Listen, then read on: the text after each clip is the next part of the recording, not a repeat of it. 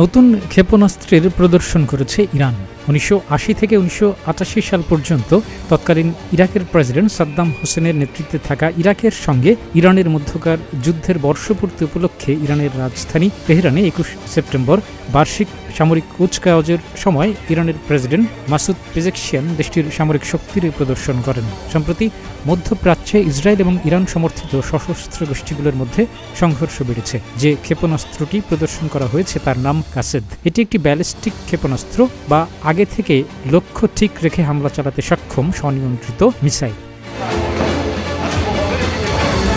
ইরানের রাষ্ট্রীয় সংবাদ সংস্থা ইরনা জানিয়েছে, নতুন প্রদর্শিত সলিড ফুয়েল বা কাঠ বা অন্যান্য বস্তু থেকে প্রাপ্ত জ্বালানি চালিত ক্ষেপণাস্ত্রটি তৈরি করেছে ইরানের রেভলিউশনারি গার্ড এবং এ ক্ষেপণাস্ত্রটির পরিচালনাগত কার্যক্ষমতা 1000 কিলোমিটার পর্যন্ত। এই ক্ষেপণাস্ত্রের সঙ্গে একটি উন্নত করা একমুখী ড্রোনও প্রদর্শিত হয়, শাহেদ 136 এর উন্নত সংস্করণ। নতুন সংস্করণের কার্যক্ষমতা রয়েছে 4000 কিলোমিটার পর্যন্ত।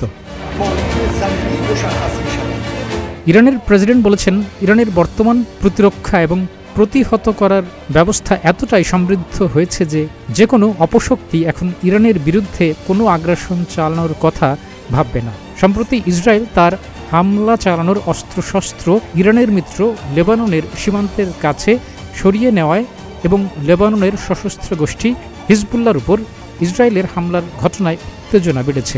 20 সেপ্টেম্বরও ইসরায়েলের হামলায় লেবাননের রাজধানী বৈরুতে হিজবুল্লাহর অভিজাত রাদওয়ান ফোর্সের 16 জন নিহত হয়েছে। ইরান তখন এই সামরিক শক্তির প্রদর্শন করেছে যখন দেশটির বিরুদ্ধে রাশিয়াকে অস্ত্র দেওয়া সহ আঞ্চলিক উত্তেজনা সৃষ্টির অভিযোগ উঠেছে। চলতি মাসের শুরুতে ব্রিটেন, ফ্রান্স, জার্মানি এবং যুক্তরাষ্ট্র ইরানের বিরুদ্ধে নতুন করে নিষেধাজ্ঞা দিয়েছে। ইরানের বিরুদ্ধে পশ্চিমারা অভিযোগ করে আসছে যে দেশটি রাশিয়াকে মিসাইল এবং ড্রোন সরবরাহ করছে ইউক্রেনের বিরুদ্ধে ব্যবহারের জন্য, তবে ইরান এই অভিযোগ অস্বীকার করে আসছে। ডেস্ক রিপোর্ট, প্রতিদিনের বাংলাদেশ।